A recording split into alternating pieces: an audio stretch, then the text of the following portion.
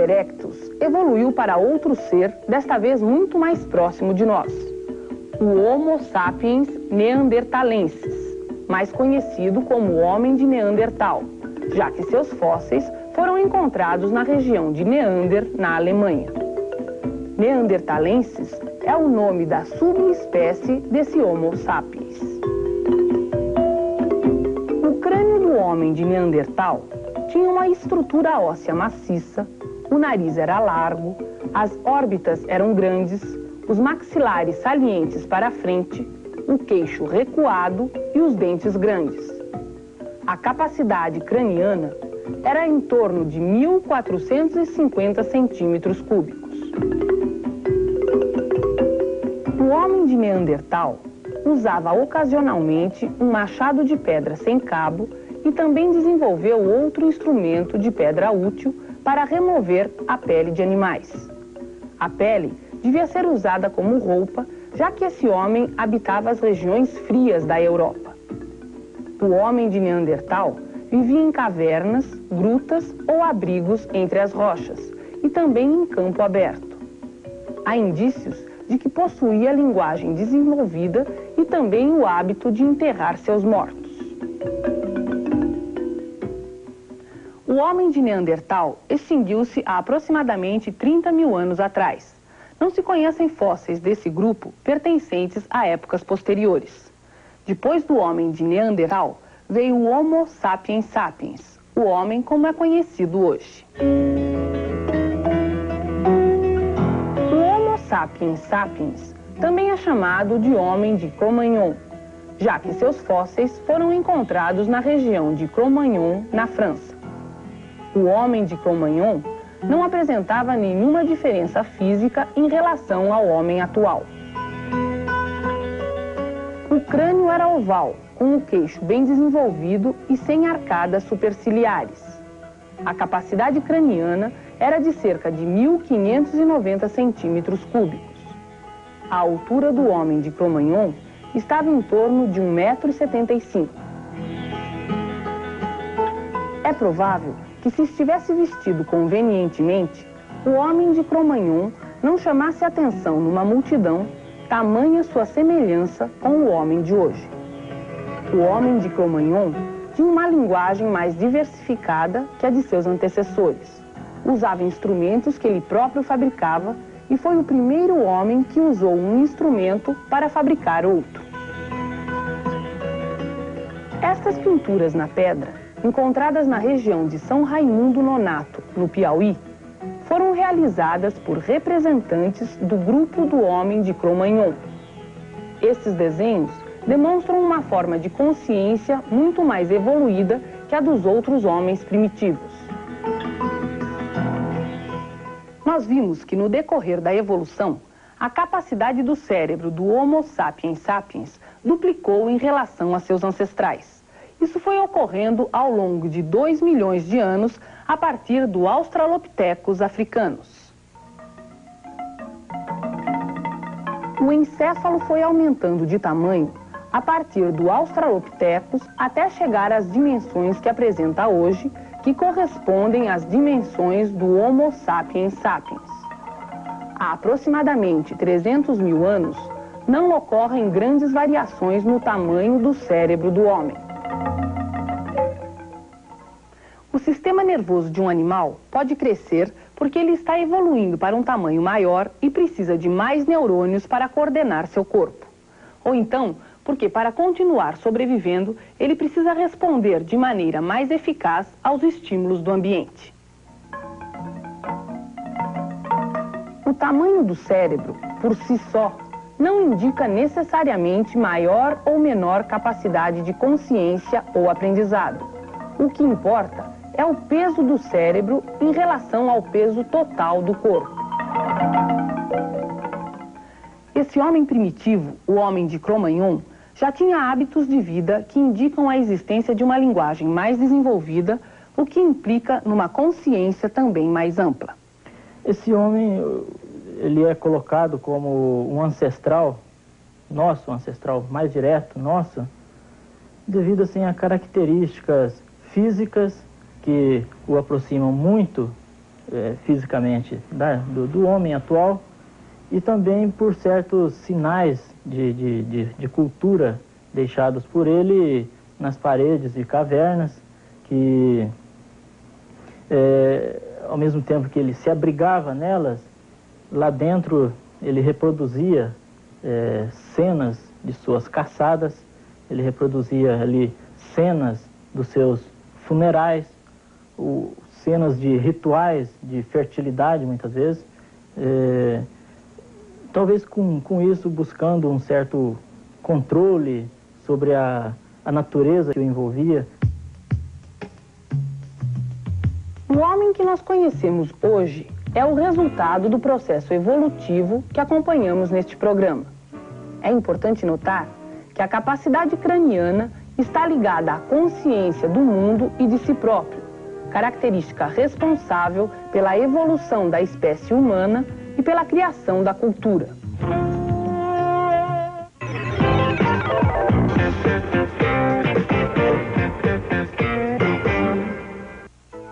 Eu vou ajudar você a escolher um bom partido, a pessoa certa. Analise o caráter dele, o seu passado, quais são suas intenções e as propostas que ele tem. E principalmente o que ele pensa sobre os direitos da mulher. Analise tudo, mas não abra a mão de escolher o candidato que você quer ver na presidência.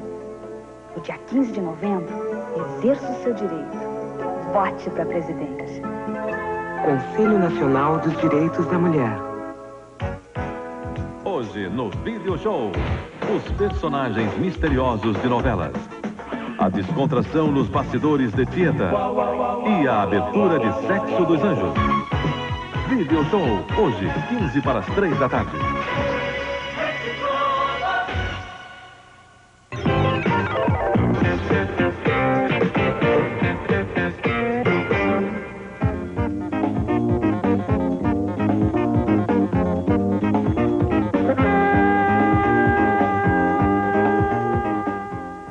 O Brasil é um país com imenso potencial agrícola que pode aumentar significativamente sua produção de alimentos. Mas como vem se desenvolvendo a agricultura brasileira? Qual a política agrícola adotada pelo governo nos últimos 20 anos? É sobre isso que nós vamos falar neste programa. A partir de 1964, a política agrícola esteve voltada principalmente para os produtos de exportação como a soja, a laranja e o café. Isso porque naquela fase o Brasil passava por um processo de modernização e, para tanto, precisava importar máquinas, tecnologia, petróleo e equipamentos de outros países. Se o Brasil não exportasse produtos agrícolas, não teria recursos para comprar os produtos de que precisava. Assim, a política agrícola voltada para o crescimento da exportação visou modernizar o setor primário através de uma série de medidas de incentivo.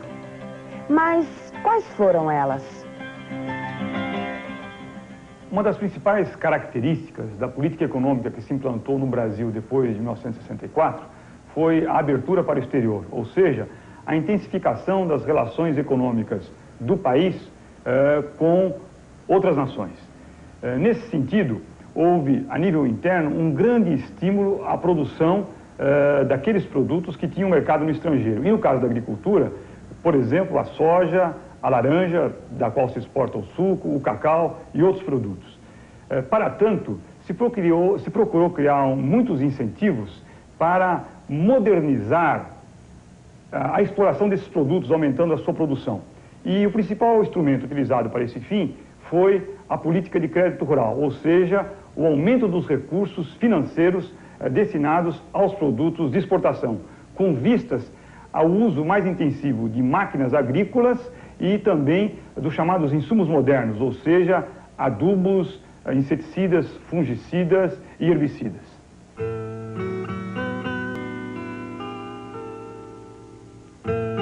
Essa propriedade que nós vamos visitar agora, localizada no município de Limeira, estado de São Paulo, produz cerca de 320 toneladas de laranjas por ano. São 700 hectares e, desse total, 350 são utilizados exclusivamente para a produção de laranja. Os equipamentos e maquinários utilizados desde o plantio da laranja até o seu processamento industrial são extremamente sofisticados, havendo inclusive computadores que auxiliam na administração da propriedade. E para conhecermos melhor essa empresa, o Sr. Nilton Senra, proprietário, vai nos contar um pouco da sua história. A Fazenda Botafogo foi adquirida há 42 anos atrás por 1.640 contos de réis. Para iniciar a citricultura aqui, nós plantamos um viveiro, desde a sementinha até que pusemos no solo 240 mil pés de laranja. Hoje a nossa produção já é um pouco mais reduzida. Durante esse período de 42 anos, houve época em que nós precisamos e obtivemos créditos rurais, incentivos com juros subsidiados e que nos ajudou bastante durante um período relativamente curto. Uma boa parte desses incentivos fiscais que nós recebemos, nós empregamos na aquisição de maquinarias mais modernas, para pulverização, para a capa mecânica da laranja, destinando aos nossos empregados uma função mais nobre, com um trabalho mais suave e mais vendoso. Nós temos aqui hoje trabalhando com a gente cerca de 80 famílias. Alguns deles que estão conosco desde antes da compra da nossa fazenda. A produção da fazenda, da laranja principalmente, ela é hoje totalmente destinada à fabricação de suco para exportação. Como vocês sabem, o suco de laranja hoje já ocupa o 3º lugar na pauta de exportações brasileiras. Nos últimos 20 anos, além da laranja, outros produtos se destacaram na agricultura brasileira, como, por exemplo, a soja, o café, o cacau, o algodão, o milho e a cana-de-açúcar. Agora, preste atenção nestes dados e perceba como foi significativo o aumento da produção desses gêneros agrícolas destinados à exportação no período de 1965 a 1982. A produção da soja, que em 1965 estava em torno de 523 mil toneladas, passou para cerca de 12 milhões de toneladas em 1982. A produção da cana-de-açúcar, de 1965 a 1982, cresceu em 100 milhões de toneladas. Em 1965, a produção do cacau era de 160.823 toneladas. 17 anos depois, passou para 318.400 toneladas. E o aumento da produção do milho no mesmo período foi de 12.111.921 toneladas para 21.865.439 toneladas. E todo esse crescimento na produção dos gêneros destinados à exportação não foi à toa. Tudo isso foi fruto da política agrícola adotada pelo governo após 1964. Também foi fruto dessa mesma política a modernização tecnológica da agricultura, ou seja, a introdução de equipamentos sofisticados no campo, como que a gente viu hoje ao conhecer esta empresa produtora de laranja. A política agrícola que prevaleceu no país nos últimos 20 anos, ela se caracterizou pelo seu aspecto concentrador. Ou seja, ela beneficiou principalmente alguns produtos, os de exportação, algumas propriedades, as grandes, e algumas regiões do país, aquelas situadas no Centro-Sul. O resultado disso foi um aumento significativo na produção de gêneros destinados à exportação, em prejuízo aos produtos alimentícios destinados ao mercado interno. Eu creio que nós podemos dizer, em outras palavras, que na realidade a política agrícola brasileira teve como propósito fundamental a geração de divisas, não é?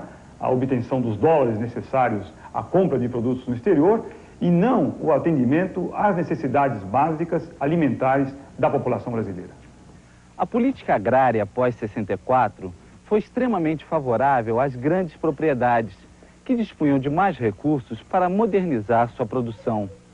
E o pequeno produtor, ele conseguiu introduzir técnicas avançadas em sua propriedade? Ele conseguiu aumentar sua produção? O crédito rural era acessível a ele? Como a política agrícola pós-64 influenciou a vida do pequeno produtor? É isso que nós vamos conversar com o seu João, dono dessa propriedade que possui apenas 3 hectares. Seu João, como é a situação da sua propriedade? A minha propriedade aqui eu planto um pouco, eu tenho 15 arqueiros de terra arrendado. Então eu ponho com 15 arqueiros de terra arrendado, com pouco aqui, então aumenta a produção. Planto mandioca, planto feijão, planto cebola. Então, agora toco a lavoura também, que não é só eu também que eu toco a lavoura. Tem 3 filhos, tem 2 empregados, que é direto, né? Agora o mantimento, a mercadoria eu mando. Mandioca eu mando por Ceasa, a cebola. O milho não, milho de bui, meio daqui 2 meio de bulho, vendo em supermercado, vendo assim para quem tem granja, né? Então entre de bulho e vende. E quais as dificuldades que o senhor enfrenta? Só as dificuldades aqui está um problema de terra, sabe? Muito pouca terra para trabalhar. Tem uns tubarão que tem uns terrenos parados. Se procura para arrendar, nem de jeito nenhum. Não se importa, você pode mandar dinheiro, é muito pouco, tudo que o senhor manda é pouco. Então estou achando dificuldade, não para mim, que já estou velho, para mim tá bom. Para os filhos que são mais novos, acho que vai ter que ser arrancado aqui, né? Procurar outro lugar mais longe, arrende terra, porque aqui não tem condição, está faltando terra para trabalhar. Pequenos produtores como este são responsáveis pela produção do arroz, do feijão, da mandioca e por mais uma série de produtos ligados à alimentação do brasileiro. Esses pequenos produtores não tiveram acesso aos incentivos governamentais, pois a política agrícola pós-64 privilegiava os produtos de exportação como a soja, o cacau e a cana-de-açúcar. Isso acabou por desestimular a produção de alimentos destinados ao consumo interno. Comparando a taxa de crescimento da população com a taxa de crescimento da produção de alimentos, fica nítido que os produtos ligados à alimentação brasileira cresceram com taxas muito menores do que o crescimento da população.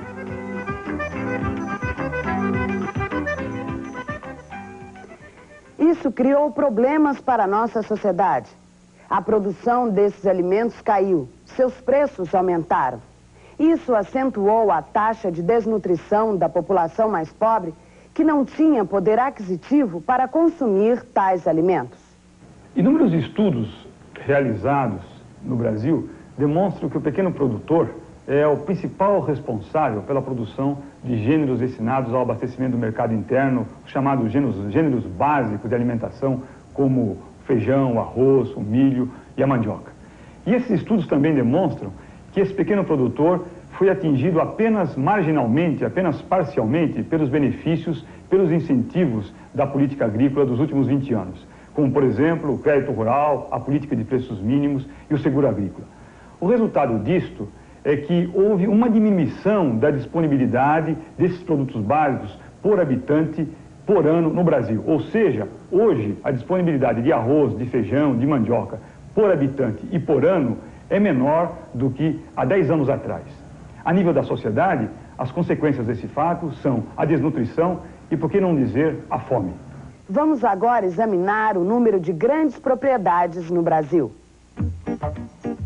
Em 1980, pequenas e médias propriedades com áreas inferiores a 100 hectares representavam 89,4% dos estabelecimentos agrícolas, mas detinham apenas 19,9% da área total, que era 369.587.872 hectares.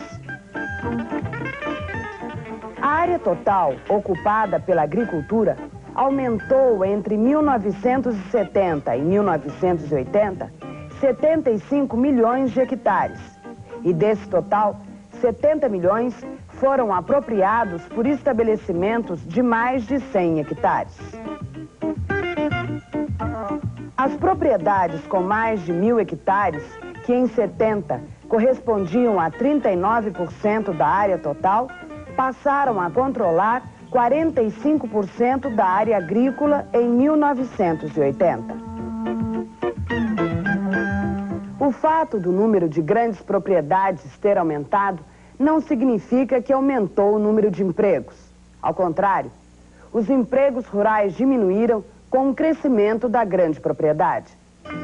Além disso, a modernização da produção introduz equipamentos que substituem a mão de obra.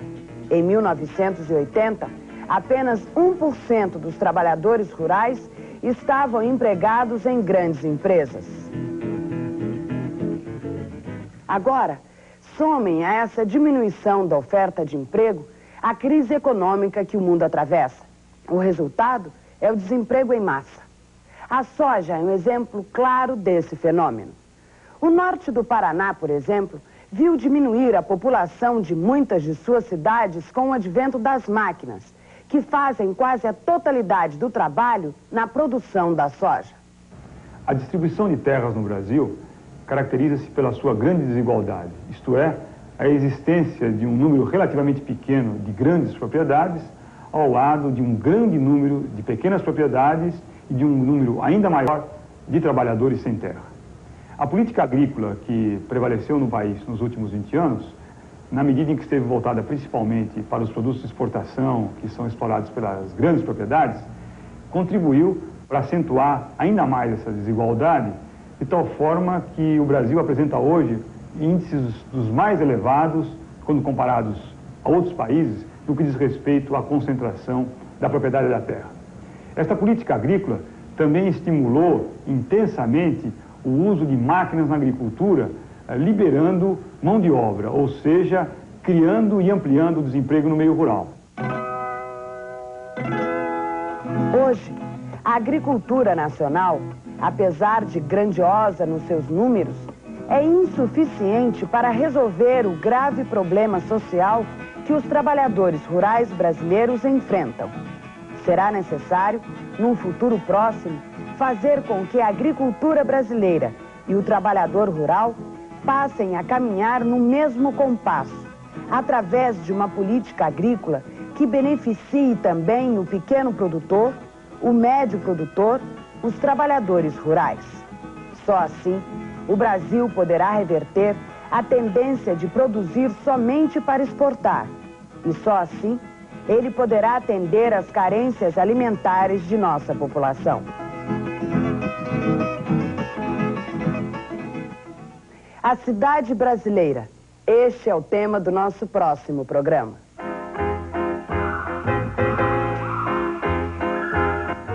ZYB 511, Rede Globo, Rio, 7 horas.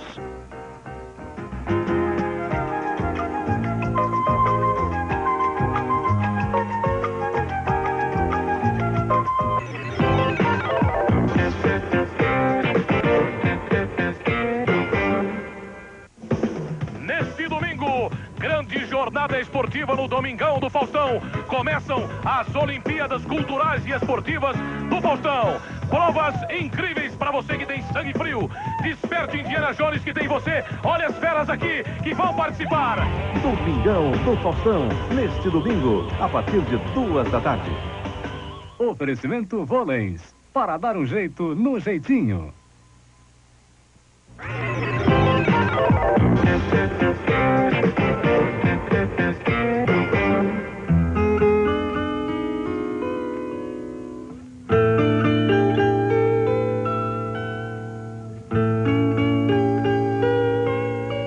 Os seres vivos são capazes de reagir a estímulos do ambiente, mas só os animais são capazes de ter conduta, ou seja, atitudes ativas diante dos seres do ambiente. O que possibilita aos seres vivos uma grande variedade de reações é o sistema nervoso. Chamamos de conduta justamente o conjunto dessas reações. Para entender do ponto de vista biológico os requisitos necessários para que ocorram as reações e exista conduta, é preciso estudar o metabolismo celular. Metabolismo é o conjunto de atividades moleculares que ocorrem no interior da célula que a mantém viva. No metabolismo celular, nós vamos encontrar as mesmas atividades do metabolismo corporal: alimentação, respiração, excreção e reprodução. Nós já vimos essas funções tanto a nível corporal como a nível celular. Hoje nós vamos ver de que forma metabolismos diferentes determinam condutas diferentes. Os processos de alimentação, respiração, excreção e reprodução ocorrem de maneira integrada e expressam as formas de relação dos corpos vivos com o ambiente. O tipo de metabolismo desses corpos também possibilita diversas formas de reação, mais ou menos complexas, diante dos estímulos do ambiente. Assim, a conduta é a maneira que cada animal com sistema nervoso encontra para responder aos desafios da natureza e continuar vivo. Os seres vivos se relacionam com o ambiente através de seu corpo. Podemos dizer que o sistema nervoso é uma ponte que liga os seres vivos entre si e com o resto do mundo. E o corpo dos seres, tal como o conhecemos hoje, é o resultado de um longo processo de evolução. Nesse processo, as espécies se transformam, procurando sempre adaptar-se, integrar-se ao ambiente. Dessa forma, a evolução das espécies está estreitamente ligada à evolução do ambiente. Através de modificações corporais, as espécies se transformam, adaptando-se ou não às modificações que ocorrem na biosfera. Essa transformação das espécies se dá através da mutação, um fenômeno que ocorre a nível celular. Na mutação, por efeitos de radiações ionizantes, os genes das células sexuais são alterados, ou seja, a mutação é uma mudança genética por ação do ambiente. Nós já estudamos mutação no caso do nascimento de tartaruguinhas de pescoço mais comprido. Se as características corporais que forem alteradas por mutação permitirem a adaptação do novo ser ao ambiente, esse novo ser pode se reproduzir, dando origem a uma nova espécie após a reprodução de várias gerações. É claro que tudo isso é muito lento. A evolução depende de vários fatores e de muito tempo, para que seja possível a reprodução de várias gerações de mutantes até se constituir uma nova espécie. As espécies que existem hoje na natureza são aquelas que conseguiram se adaptar às modificações geológicas e climáticas do ambiente ao longo do tempo, constituindo assim os seres que vivem na biosfera. É nesse ambiente, a biosfera, que os seres vivos e os não vivos se relacionam entre si integrados. Dentre os seres vivos, vamos encontrar aqueles que apresentam conduta, os animais, e os que não apresentam conduta, os vegetais. Embora possam reagir a estímulos, as plantas não têm conduta, não têm atitudes ativas frente aos seres do ambiente. As plantas não andam, por exemplo, não se locomovem para conseguir alimento. Elas se alimentam de seres não vivos, como a luz do sol, a água, o ar e os nutrientes da terra. Para se reproduzir, as plantas também não precisam se locomover. A fertilização se dá através do vento, da água da chuva ou com a ajuda de outros seres vivos, como insetos e pássaros. O metabolismo das plantas é mais baixo que o dos animais, ou seja, as células vegetais consomem menos energia que as células dos animais para manterem-se vivas. Em todas as suas atividades, o gasto de energia dos animais é muito mais elevado que o das plantas. Os animais precisam se locomover, se deslocar no ambiente para fugir de predadores, para encontrar parceiros sexuais e para obter alimento. Se o animal ficar parado, o alimento não irá até ele. É preciso que ele vá buscá-lo no ambiente. Os animais têm conduta, porque possuem um sistema nervoso que é capaz de integrar seu corpo aos diferentes estímulos do ambiente. Mas em sua integração com o ambiente, cada tipo de animal tem uma conduta própria. E o tipo de metabolismo influi na conduta. Animais que não têm a temperatura do corpo constante, por exemplo, como os répteis e anfíbios, se aquecem de fora para dentro, ou seja, eles dependem do calor do ambiente para obter a energia necessária para o metabolismo de suas células.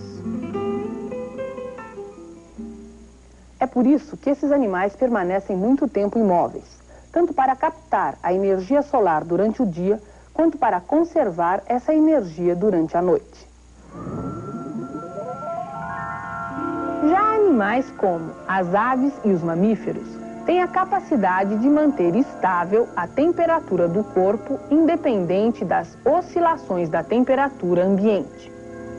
O metabolismo desses animais é muito intenso.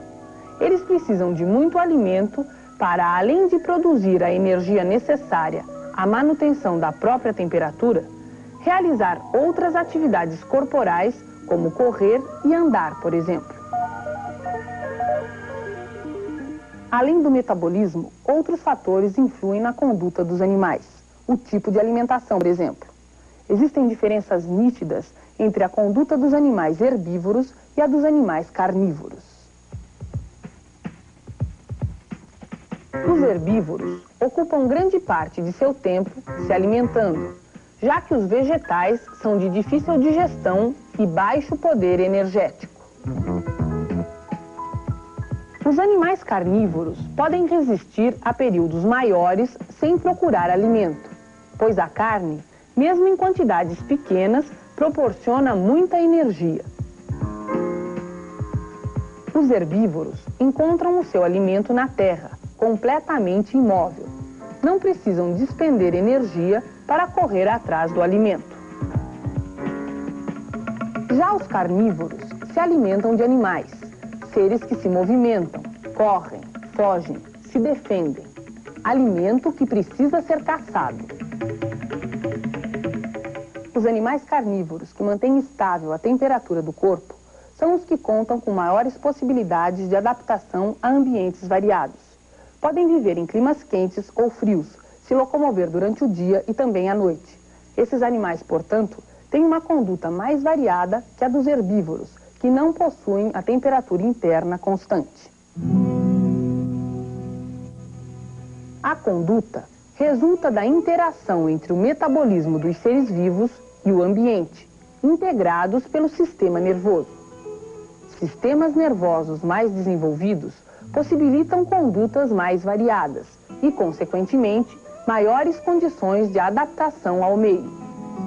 E a evolução das espécies, como nós já vimos, resulta do processo de contínua adaptação dos corpos às modificações da biosfera. Como resultado desse processo, surgiu ao longo dos anos um outro tipo de conduta em alguns seres vivos, a conduta inteligente.